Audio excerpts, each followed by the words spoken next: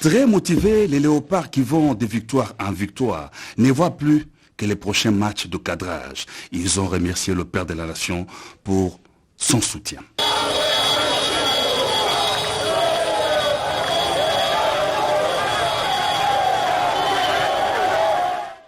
La forêt face à la crise climatique était au centre des échanges entre le programme des Nations Unies pour la réduction des émissions dues à la déforestation et à la dégradation des forêts et les pays forestiers à la COP 26. La vice-premier ministre de l'Environnement et Développement durable, Eve Bazaïba, a demandé de réfléchir sur un autre mécanisme de financement pour les services environnementaux rendus par la République démocratique du Congo. C'est un reportage de Néné Mainzana. Le programme des Nations Unies pour la réduction des émissions dues à la déforestation et à la dégradation des forêts a réuni les pays forestiers, dont Costa Rica, Pakistan, Luxembourg, la République démocratique du Congo, le programme de l'environnement pour discuter sur les forêts face à la crise climatique. Dans son discours, la vice-première ministre de l'Environnement et du Développement durable a rappelé à UNRED les services écosystémiques qu'offrent les forêts congolaises à l'humanité en termes d'absorption des gaz à effet de serre. Il est question maintenant que les pays pollueurs s'engagent dans le financement durable en faveur de la RDC. Pour que nous préservions nos forêts, pour les besoins de nous-mêmes et de l'humanité, il faut des moyens et des moyens conséquents qui ne doivent pas être de petits moyens de sauvetage comme l'aide au développement, mais des investissements importants qui permettent à sécuriser la forêt. Et enfin, ne pas considérer la population comme étant un danger contre la forêt, mais plutôt la population comme étant la protection de cette forêt. La RDC attend d'autres mécanismes de financement, notamment dans le secteur de l'électricité à travers les projets Grand Inga, ce qui permettra à réduire la pression sur les forêts. Le ministre du changement climatique du Pakistan s'est voulu être pragmatique sur les ambitions de chaque pays en perspective de tout financement. Environnement toujours, une évolution positive concernant le marché volontaire des crédits carbone. La tonne se négocie actuellement à $7 américains. Le gouvernement congolais, les communautés locales et le peuple autochtone vont bénéficier des retombées financières des services environnementaux rendus par l'humanité par les forêts de la République démocratique du Congo. Une fois de plus, Néné Mainzana. Pour la République démocratique du Congo, dans le cadre du programme Maindombe, la tonne se négocie entre 7 et $10 américains et les acheteurs commencent à s'intéresser de plus en plus. Les gens sont en train d'avancer lentement, comme nous l'avons d'habitude, sur le marché carbone. Il y a des pays du Nord qui ont mis des conditionnalités. On verra la semaine prochaine comment ça va évoluer, mais ça va dans la bonne direction. La vice-première ministre nous a d'abord parlé de ses orientations en ce qui concerne l'évolution des négociations, la position de la RDC qui est actuellement claire. Ensuite, nous avons discuté de l'évolution du marché carbone dans lequel nous sommes activement engagés, laquelle évolution est très positive. En ce qui concerne le marché volontaire et les sociétés privées, nous avons de plus en plus d'acheteurs de crédit carbone et nous pensons que le gouvernement va voir un peu plus clair dans les jours qui viennent. Au courant de la semaine, ici, nous sommes arrivés jusqu'à $8 la tonne. Il y a des moments où nous avons vendu à $10 la tonne, mais le prix moyen est probablement vers les $7 la tonne. Je pense que d'ici la fin de l'année, nous pouvons arriver à des prix de $10 la tonne. ERA Congo, à travers son projet RED+, Maindombe porte des bénéfices aux communautés dans le marché des carbone ainsi que la transparence qui constitue le fondement pour éviter les risques de doublage, comptage et réduction des émissions. 15% d'enfants à travers le pays sont engagés dans le travail d'enfants et pour ce faire, le gouvernement de la République à travers le ministère du Genre, Famille et Enfants et la Fondation Denise Nyakeru Tshisekedi ont réfléchi sur la révision à la hausse des allocations en faveur des enfants. José Baïtombo. Le rapport à l'indicateur multiple de l'UNICEF 2018 les renseigne mieux. 15% d'enfants congolais de 5 à 17 ans sont engagés dans le travail des enfants et souvent réputé travail dangereux. Pour mettre fin à cette pratique, le pays a besoin d'une politique globale de protection de l'enfant qui n'est pas encore clairement définie à ce jour. Pour pallier les difficultés qu'endurent les enfants, les gouvernements par la ministre du Genre, Enfants et Familles et ses partenaires dans ces secteurs comme la Fondation Denise Nyakeru-Tshisekedi et l'organisation internationale World Vision ont aux côtés de quelques députés réfléchi sur les mécanismes pouvant aboutir à une révision à la hausse des allocations en faveur de la protection de l'enfant pour l'aligner sur les niveaux des défis auxquels le pays est confronté dans ce domaine. Nous demandons aux députés nationaux dans leur débat lié à la budgétisation pour 2022 d'allouer des budgets conséquents pour la protection des enfants et pour éliminer les pires formes de travail des enfants. World Vision recommande également au gouvernement de poursuivre son engagement politique sur ces sujets, des discussions auxquelles ont pris part les enfants parlementaires et quelques délégués de ministères sectoriels concernés. Et pendant ce temps, la structure ARSP veut se déployer sur l'ensemble du territoire national, l'objectif étant de relever le défi pour l'émergence d'une classe moyenne sur le territoire national. Le lancement des activités de l'autorité de régulation de la sous-traitance dans le secteur privé en 2019, son DG Kalesh Ahmed entame l'opération du déploiement de sa structure à travers l'étendue du territoire national. L'une des actions prioritaires qui pose déjà le jalon pour la mise en œuvre de la loi fixant les règles sur la sous-traitance dans le secteur privé. C'est ce qui justifie à ce jour l'installation de la direction provinciale de l'ARSP Lualaba sous les commandes de M. Dani Kabongo. Prenant la parole, le directeur provincial a pris la ferme détermination de pérenniser les échanges avec toutes les parties prenantes pour relever le défi de l'émergence d'une classe moyenne en RDC. La province du Lualaba attend beaucoup des retombées de la mise en œuvre de la loi numéro 17 fixant les règles applicables à la sous-traitance dans le secteur privé. Nous nous engageons à contribuer, avec l'appui de la Direction générale de l'ARSP, à l'application effective de la loi et ses mesures d'application. Pour le DG de l'ARSP, c'est un signal fort qui indique l'engagement à veiller au strict respect de la loi sur la sous-traitance dans le secteur privé et ses mesures d'application. Conformément aux orientations données par l'autorité de tutelle, l'ARSP, à travers la feuille de route adoptée par son conseil d'administration, ainsi que son plan opérationnel pour la période 2020-2021, cérémonie inaugurale présidée par le ministre d'État en charge de l'entrepreneuriat, petites et moyennes entreprises, maître Eustache Moubébé, qui après la coupure du ruban symbolique pour la circonstance a procédé à la visite des bureaux. Cette installation constitue le début d'un long processus qui va se matérialiser à travers d'autres villes pilotes. Dans la même optique, l'ARSP accentue la campagne de vulgarisation et de sensibilisation de la loi sur la sous-traitance dans le secteur privé afin de bien la faire connaître et ses avantages, mais aussi créer une synergie avec les différentes parties concernées dans ces secteurs. Parlons santé à présent. Accès aux soins de diabète. La mortalité reste élevée à cause du diagnostic tardif. Et pour ce faire, des scientifiques ont réfléchi pour trouver des solutions palliatives. Constance Mananga.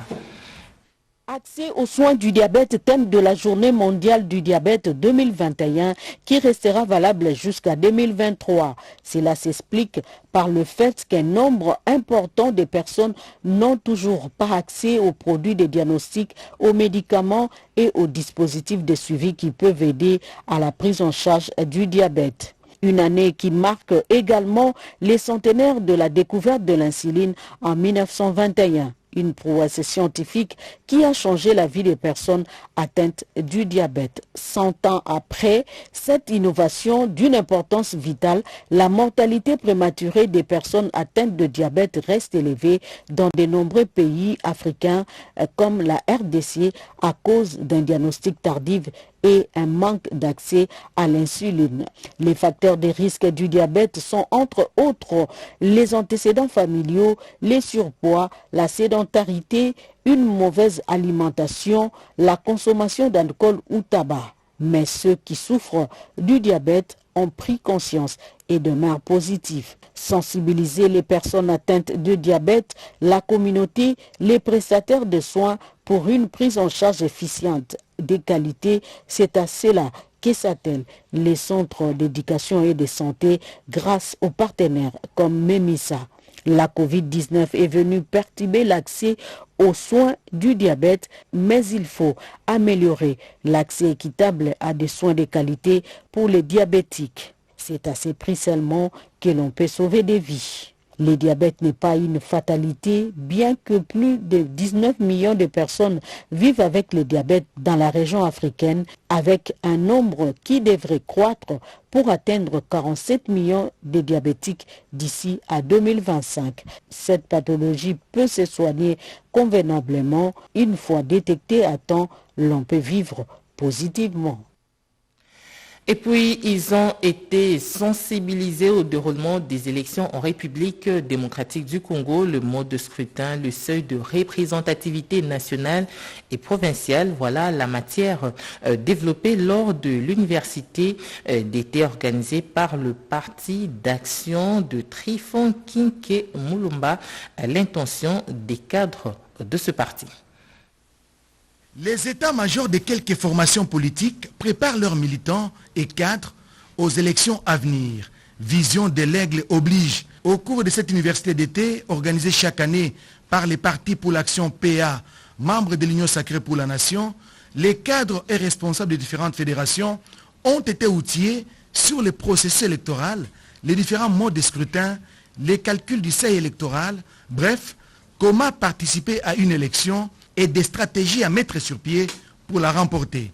Parmi les orateurs alignés à cette université d'été, Marie-Josée Ifoku, candidate malheureuse à la dernière élection présidentielle, le président honoraire de la CENI, Corneille Nangaa Yobbeluo, une matinée d'échange qui a permis à l'assistance d'élever toute zone d'ombre à travers un jeu de questions-réponses. Ça a été une bonne chose pour nous parce que nous tenons à ce que les anciens comme les nouveaux, nous puissions nous battre pour que 2023 soit encore plus fructueux au PIA dans le cadre de la députation tant nationale que provinciale et pourquoi ne pas viser si haut.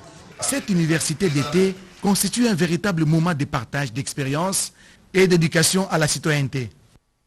Enseignement supérieur et universitaire, notre confrère Félix Zalumeti Dando vient de soutenir avec brio son travail de diplôme d'études approfondies à l'IFASIC. Il a abordé la problématique de la production éditoriale et du déficit des manuels scolaires en République démocratique du Congo. Edi Chalakatala, reportage.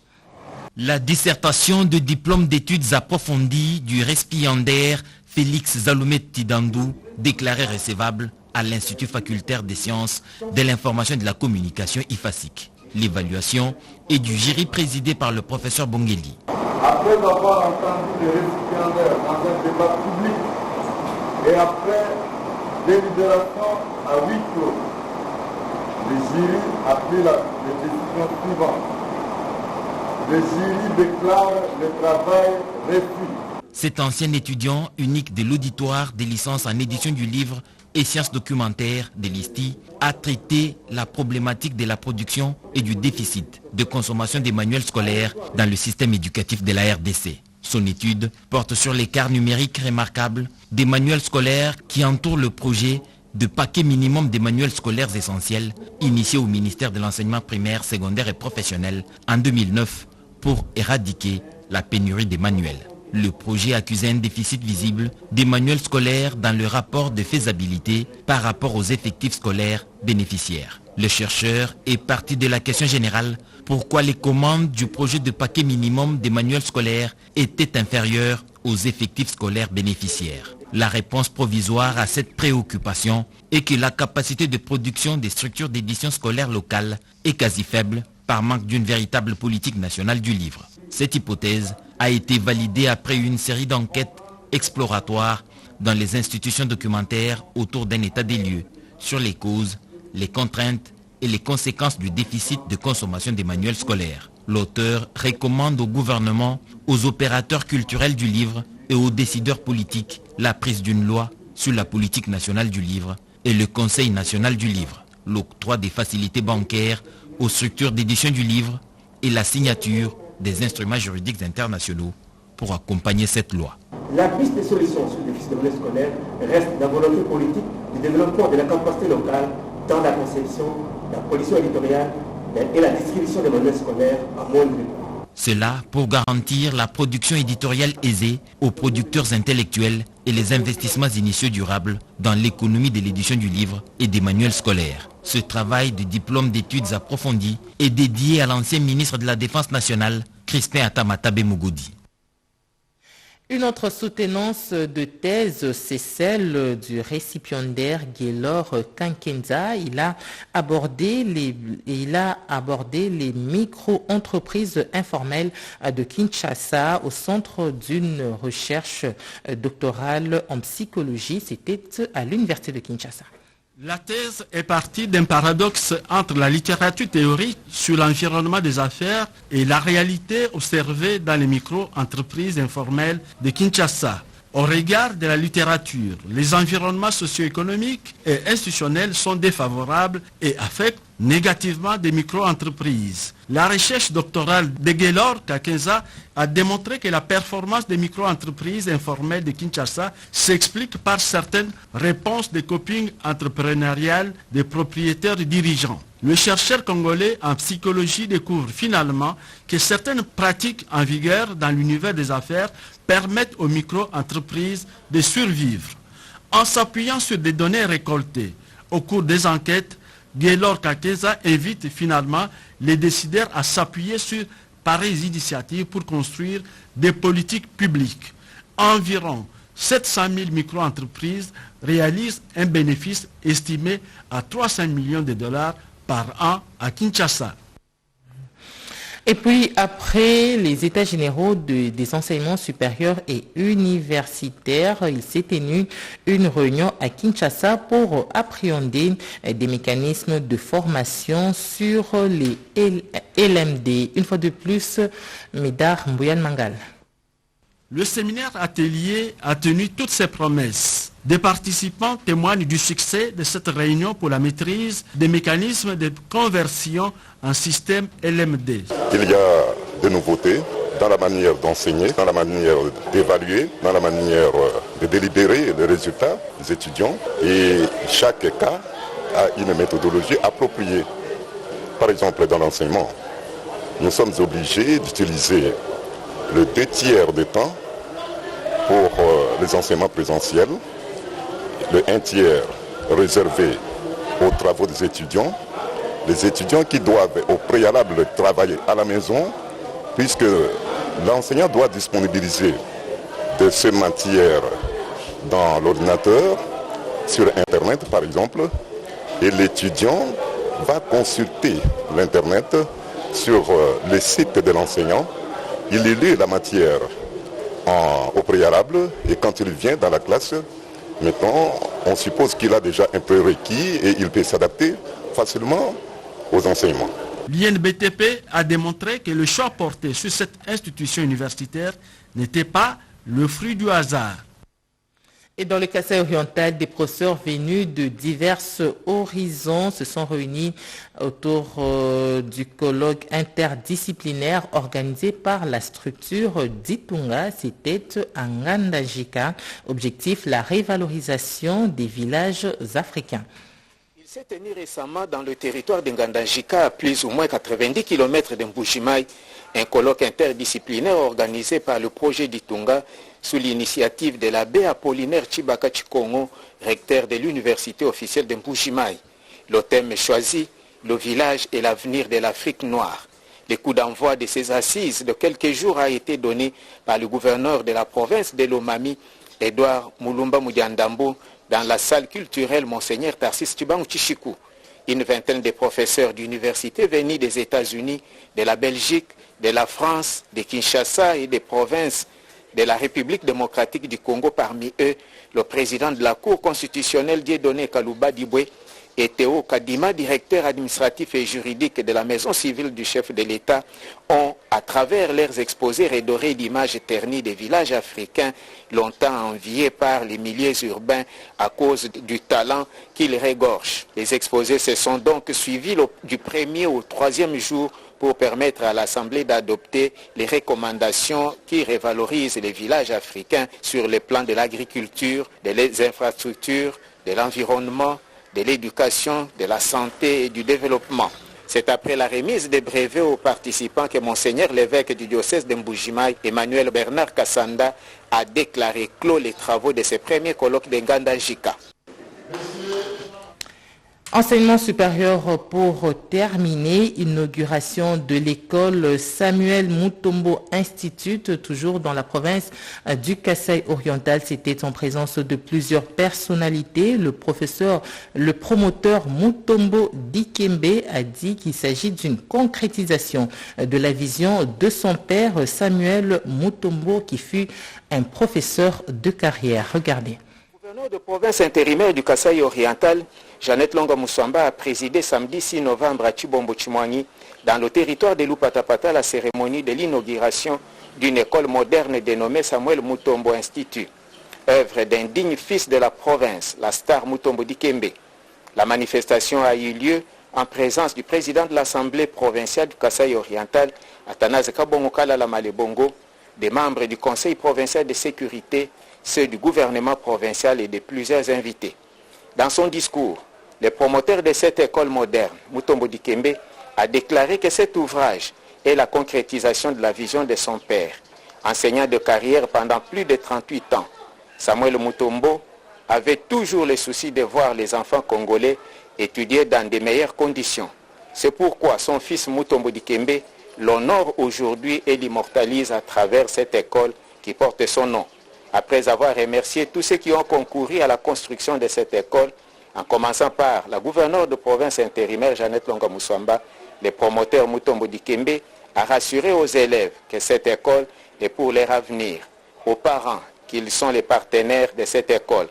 Pour sa part, la gouverneure de province intérimaire du Kasaï oriental, Jeannette Longa Moussamba, a remercié Mutombo Dikembe qui a pensé à la jeunesse de sa province. Je vous invite à protéger cette école moderne qui offre à nos enfants un cadre idéal pour une formation de qualité dans de meilleures conditions.